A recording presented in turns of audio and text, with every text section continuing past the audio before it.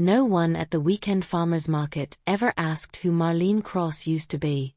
They only saw who she was now.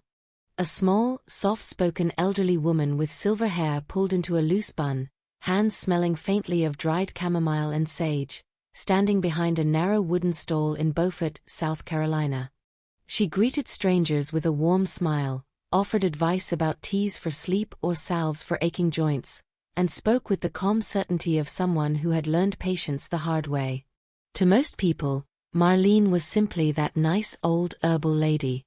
What they never imagined what would have turned their stomachs if they had known was that this same woman had once spent years trapped in her own body, unable to walk properly, barely able to speak, living in constant fear inside the very house where she had raised her child. They didn't know that behind her gentle voice was a past so dark that Marlene herself once believed she would die without ever telling it. For a long time, she thought silence was the only way to survive. Marlene was 72 when she finally decided to speak. Not because the pain had disappeared, and not because the memories had softened. She spoke because she realized something terrifying. There were other women just like Herelda, sick, dependent, whose suffering stayed hidden because no one wanted to imagine evil could exist so close to home. Especially not inside families. "I look normal now," Marlene would later say. "That's the dangerous part. People think monsters always leave marks you can see." Her life had not always revolved around herbs, quiet mornings, and peaceful routines. Decades earlier, Marlene had been a factory worker, waking before dawn, riding buses across town, stitching clothes she could never afford. She raised her son Evan Cross alone after his father vanished before Evan was even born. She was young, poor, exhausted and determined. Evan grew up hearing one promise again and again: "I will always protect you. I will always take care of you." Marlene believed love could fix anything. She poured everything into her child. She skipped meals so he could eat better. She worked overtime so he could have new shoes. She ignored her own loneliness, convinced that raising him well would be enough to make her life meaningful. And for years, she thought she had succeeded. Evan was polite, quiet, helpful. Teachers praised him. Neighbors admired him. When he hugged her and said, "One day I'll take care of you," Marlene felt proud. Safe. That promise would later become a cage. The stroke came suddenly, without warning. One ordinary morning turned into flashing lights, spinning rooms, and darkness. When Marlene woke in a hospital bed, half her body felt foreign. Her left arm didn't respond. Her leg dragged uselessly. Doctors spoke gently but honestly: recovery would be slow, and she would need help. Evan stepped forward immediately. He told everyone he would handle it. He insisted on bringing her home. Friends praised his devotion. Social workers nodded approvingly. Even Marlene felt grateful after all. Hadn't she given her whole life to him? What she didn't know, lying there weak and frightened, was that this moment marked the beginning of the longest, quietest nightmare of her life. 4 years, the truth stayed buried under routine, excuses, and fear. And if Marlene had not chosen, at 72 years old, to finally break her silence, the world would still see only the smiling grandmother at the market, never the survivor standing behind that smile. This is how her story truly began. Recovery did not begin the day Marlene left the hospital. In many ways, that was when her world quietly started to shrink. At first, everything seemed almost comforting. Evan rearranged the house so she could stay on the ground floor.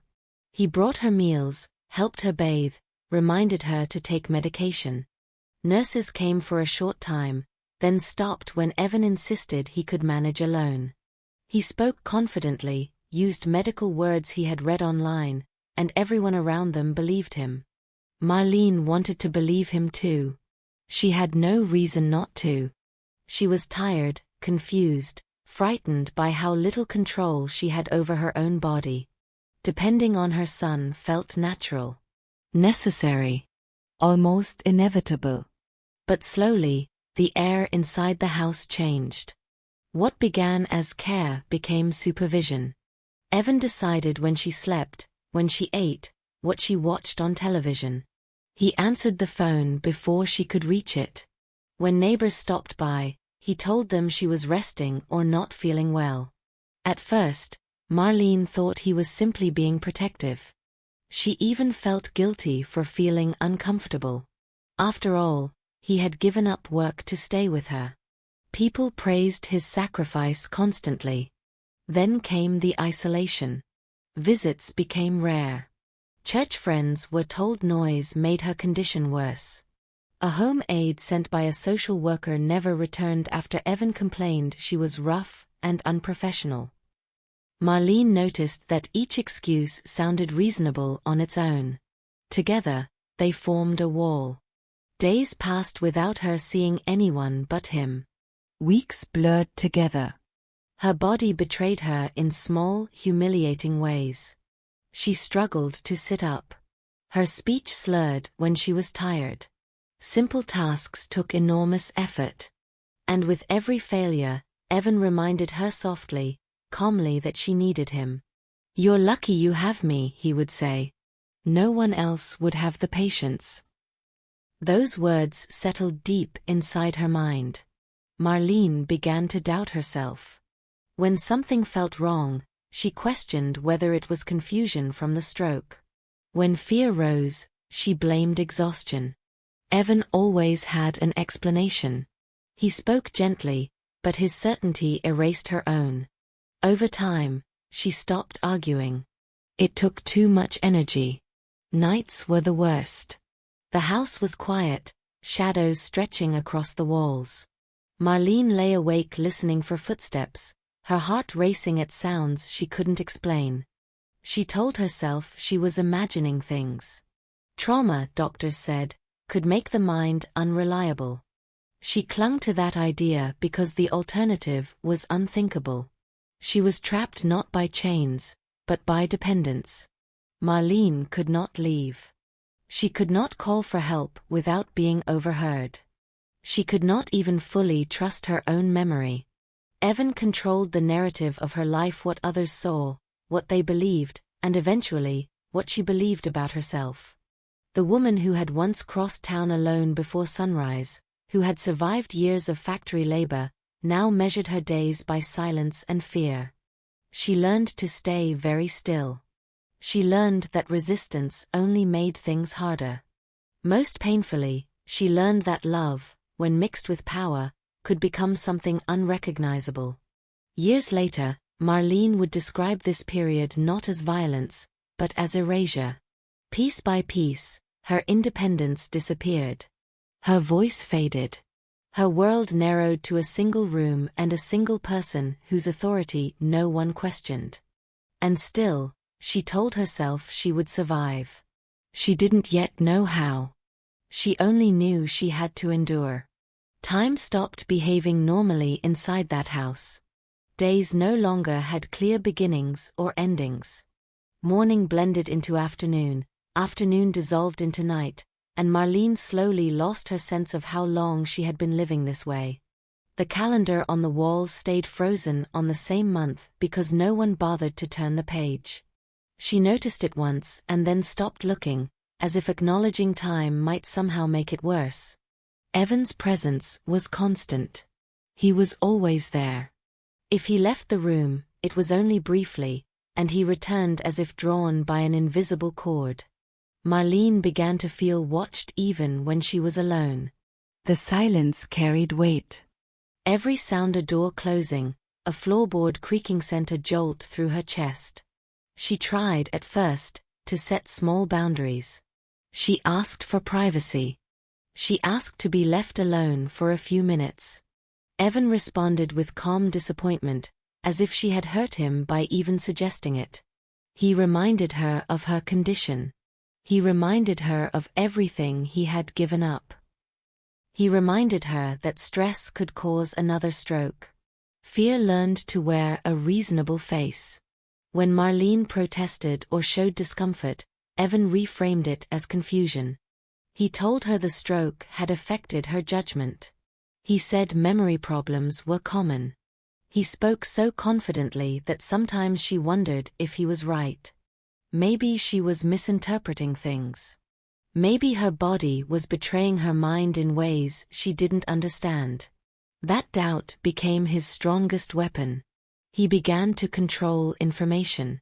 Mail was sorted before she saw it. Phone calls were filtered. When she asked about people she hadn't seen in a while, he shrugged and said they had gotten busy, moved away, lost interest. He told her the world outside had changed and that she was safer staying exactly where she was. Marlene felt herself shrinking inside. She stopped asking questions. She stopped expressing preferences. Survival became about avoiding conflict. If she stayed quiet, the day passed more smoothly. If she complied, the tension eased. Her nervous system learned this pattern quickly. Her body remembered everything her voice could not say. Sleep became shallow and broken. She startled easily. Sometimes she stared at the ceiling for hours, rehearsing words she might say if someone ever asked if she was okay. But no one did. And even if they had, she wasn't sure she could have answered. The truth felt too large, too unbelievable. Who would accept it without hesitation? Evan's public image grew stronger as Marlene's world grew smaller. Neighbors spoke admiringly of him. People praised his dedication. "You're so lucky," they told her when they did see her briefly. She nodded because disagreeing felt dangerous. Their praise reinforced her isolation. If everyone believed in him, how could she ever be believed instead? The most devastating realization came slowly. Marlene understood that help would not arrive on its own. No rescue was coming. The systems meant to protect people like her had already stepped aside, reassured by the appearance of care. What remained was her will to stay alive, even if she didn't yet know what survival would look like. She began to leave messages in her own mind. Small promises whispered into the dark. "Remember this. Don't forget.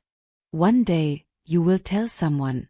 These thoughts became anchors, proof that she still existed beyond what was happening to her. Years passed this way. Not loudly. Not dramatically. Quietly. Invisibly. And then, when Marlene was close to believing this was how her life would end, something small and unexpected disrupted the pattern. A moment of chance. A crack in the wall. The first sign that silence might not last forever. That moment would change everything. The day everything shifted did not arrive with drama or warning. It came quietly, disguised as an ordinary afternoon, the kind that had repeated itself so many times Marlene had stopped distinguishing one from another. The sky outside was overcast, the air heavy and still. Evan moved through the house with his usual efficiency, speaking in the same measured tone, performing the same routines. Nothing about that morning suggested it would be different. And yet, something inside Marlene had changed. It wasn't courage, not yet. It was exhaustion. A deep, bone-level exhaustion that made fear feel less powerful than it once had. When you live too long inside terror, there comes a point where the body can no longer sustain the constant tension. Something loosens. Something breaks open. That afternoon, Marlene heard voices outside the house. Real voices. Not the ones in her memory, not echoes from years ago, but present, unmistakable sounds drifting through an open window. A neighbor was home during hours she normally wasn't. The timing was pure chance. If Marlene had believed in signs, she might have called it one. Her heart began to race. For a long moment, she did nothing. Habit urged her to stay silent. Experience told her silence was safer. But the sounds continued, footsteps and conversation just close enough to remind her that the world still existed beyond the walls that had contained her for so long. Something inside her whispered now. The effort it took to make noise felt enormous. Her throat tightened.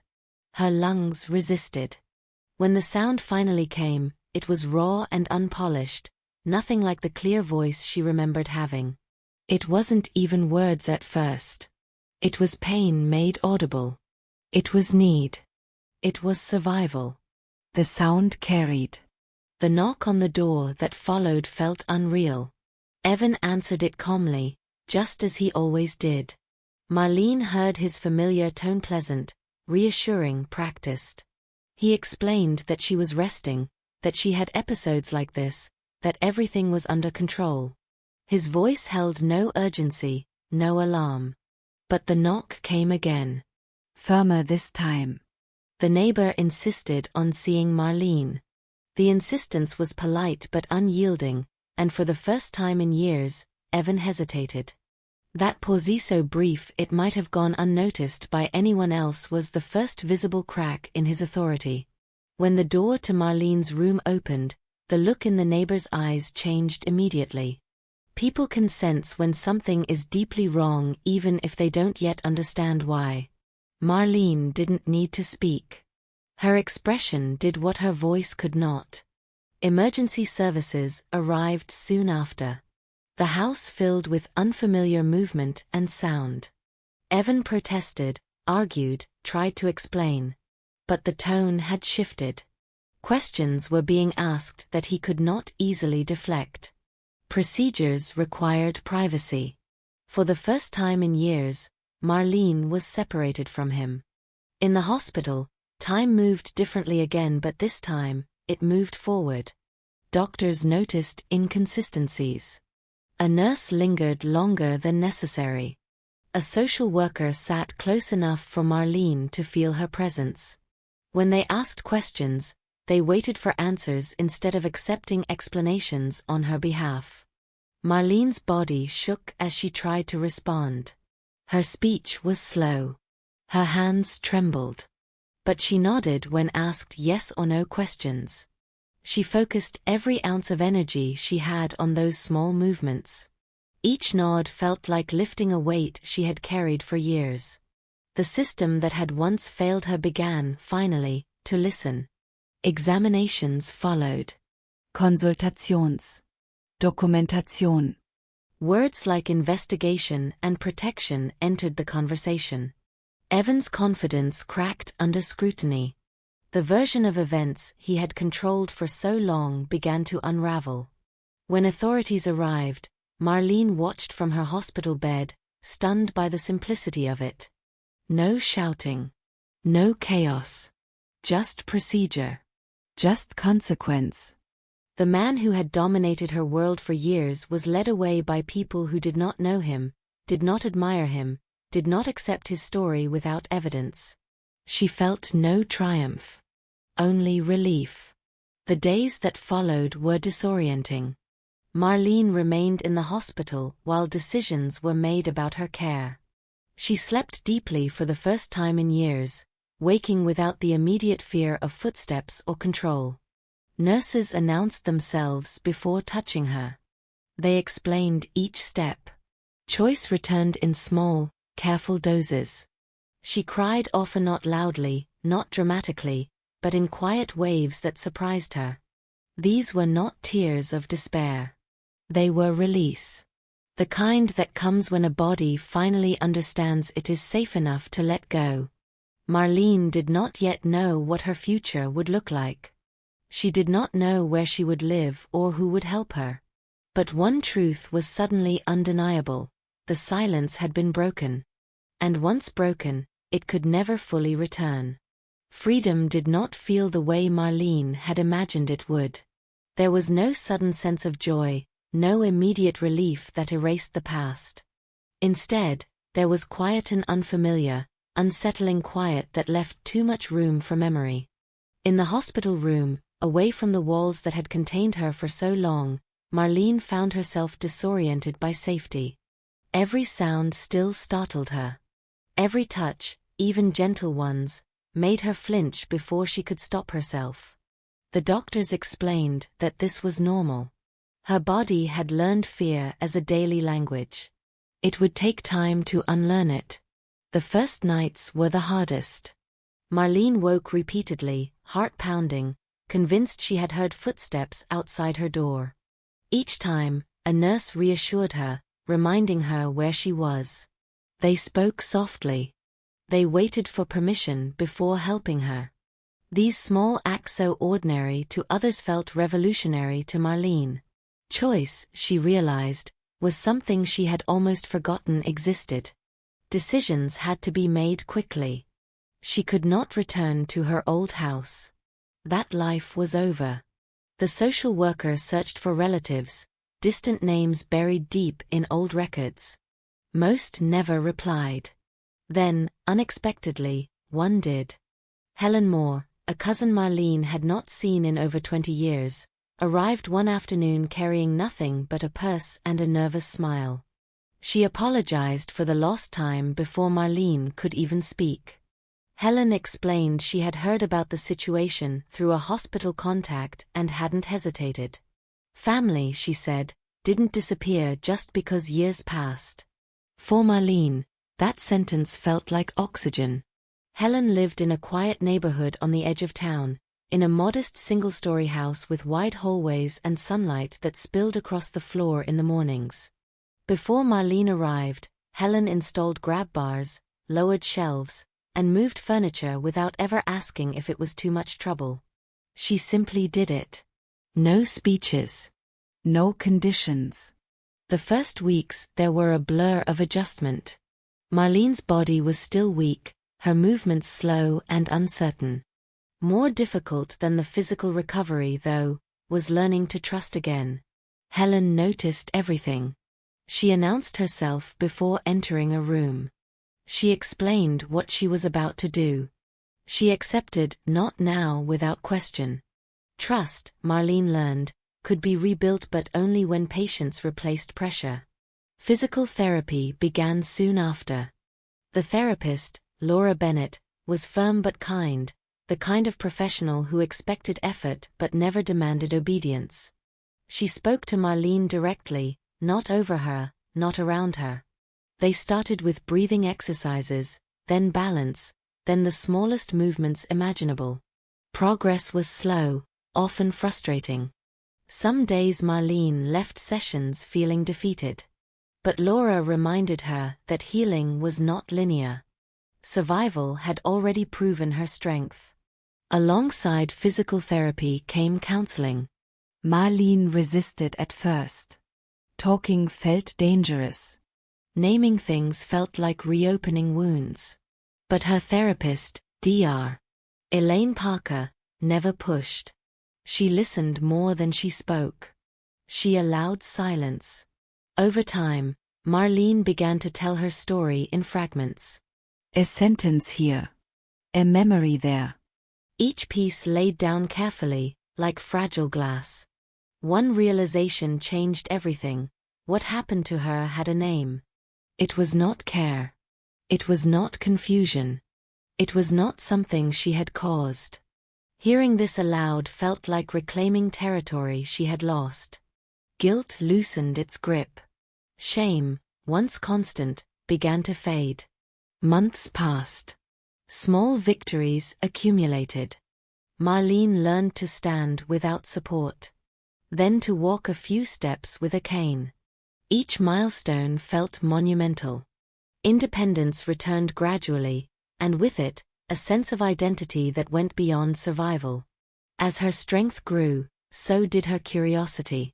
She spent time in Helen's small garden, tending plants, noticing how nurturing life quietly, patiently brought her peace. This interest turned into study, then into purpose. Herbal remedies became more than a hobby. They became a bridge between her past endurance and her future contribution. Marlene was no longer just recovering. She was rebuilding. And for the first time in many years, the future did not feel like something to fear. By the time Marlene turned 70, her mornings had found a rhythm she once believed was gone forever. She woke early, not from fear, but from habit.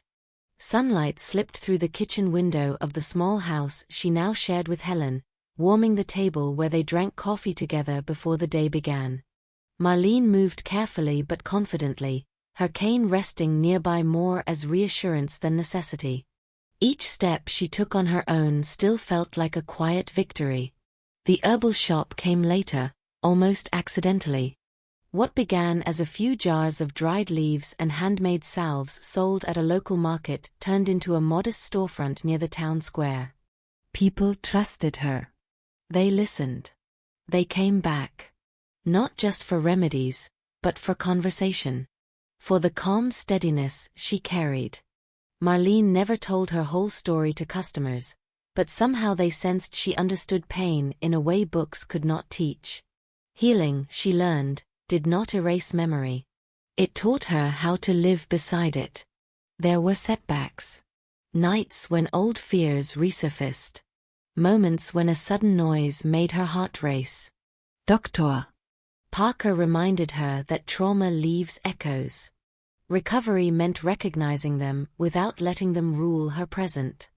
Slowly, Marlene learned to ground herself to remind her body that the danger was over, that the door was locked, that she was safe. Years passed. Seasons changed. The world moved forward. Then, one quiet afternoon, the past returned. Marlene recognized Evan's voice before she saw him. It was weaker now, thinner, stripped of the confidence that once filled every room. When she turned, she barely recognized the man standing at the edge of her shop. His posture was hunched. His hands shook.